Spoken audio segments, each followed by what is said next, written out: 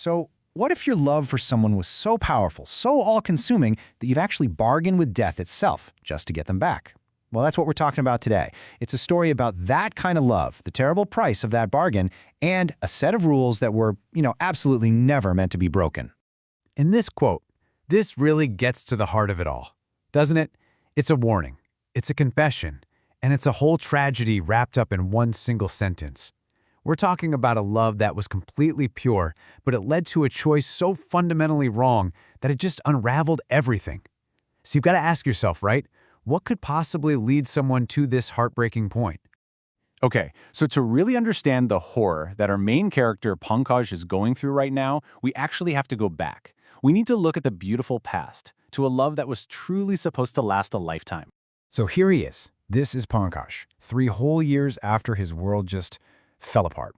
His friend Sujal keeps calling, worried sick, but he never picks up. He's just a ghost of his former self. He's not eating, he's just wasting away, and all he does is clutch this one little gold locket. It's literally the last piece of a life that he can never ever get back. But here's the thing. His pain isn't just in his head. It's physical.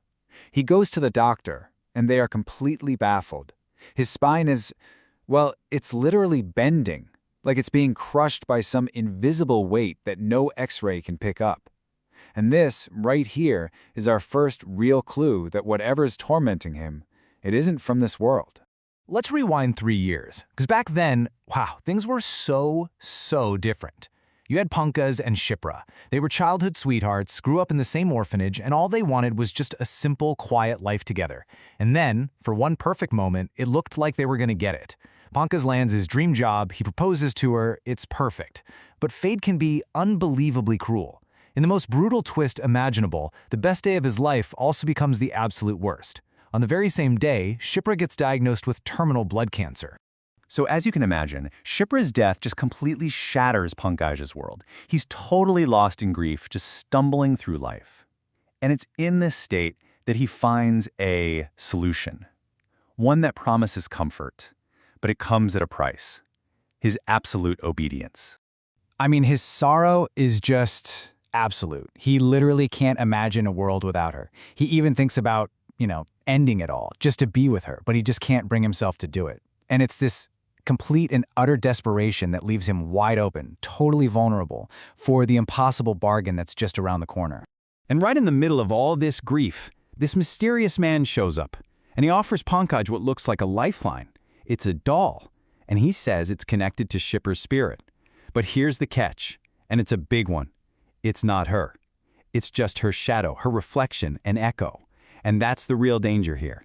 He's not getting Shipra back, he's inviting something else into his home. Of course, a bargain like this comes with rules. 3 of them. They sound simple, but they are absolutely terrifying. Okay, so rule number 1. You have to keep the doll with you at all times. Rule number 2. Never, and I mean ever, leave it alone. And rule number 3, this is the big one. If you do leave it alone, you cannot, under any circumstances, enter the house between 1 a.m. and 3 a.m. Why? Because during those witching hours, that doll becomes a gateway for something much more sinister. So, with this doll now in his life, Pankaj's world it fills with color again. All those warnings, the feeling of danger, it all just melts away. It's completely overshadowed by this beautiful but incredibly fragile illusion of happiness. And man, he falls for it hook, line, and sinker. Immediately, he starts talking to the doll, he eats his meals with it, he's pouring all the love he still has for Shipra right into this object. That giant, terrible void that she left in his life, it finally starts to feel full again. And the joy he feels is so powerful, so real to him, that he just lets himself forget that none of it is real. And this right here is the peak of his delusion. We see him dancing lovingly with who he believes is Shipra. He's totally lost in this perfect memory. But take a close look at the clock on the wall.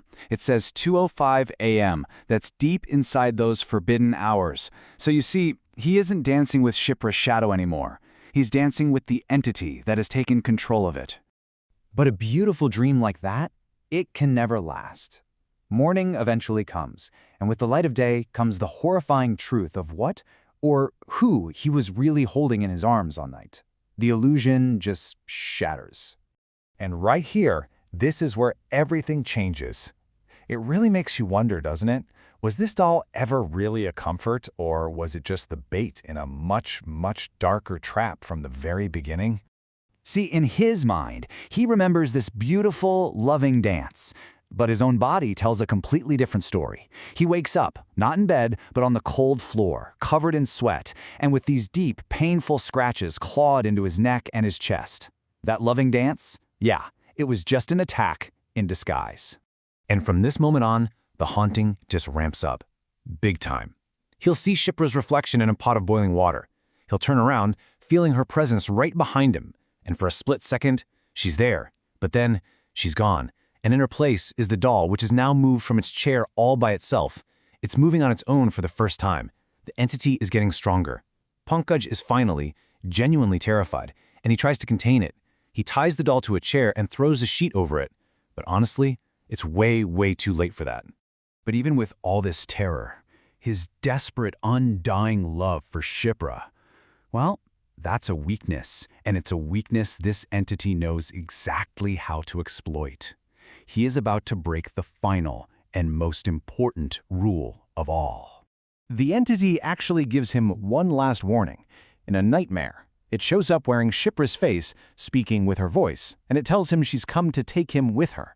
But then, her face just morphs into something demonic. It was a threat, plain and simple, just disguised as a loving promise.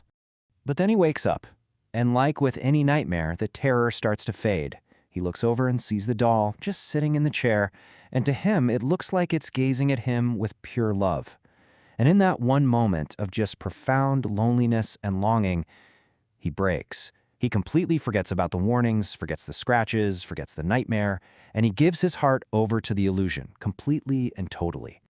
And this was the doll maker's most critical warning.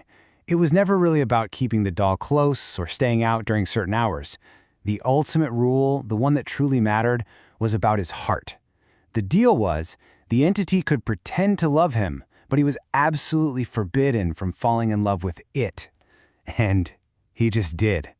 And now that his heart has been willingly given away, the entity, well, it doesn't need a disguise anymore.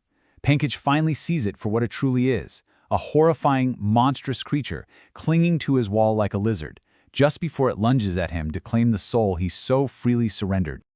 And that really is the terrifying question at the center of this whole story, isn't it? Pankaj's grief created this massive void inside him. And in his desperation to fill that emptiness with love, he accidentally swung open a door for something else entirely to come rushing in. It really makes you wonder, when we refuse to let go of the past, what kind of things are we allowing to fill that space?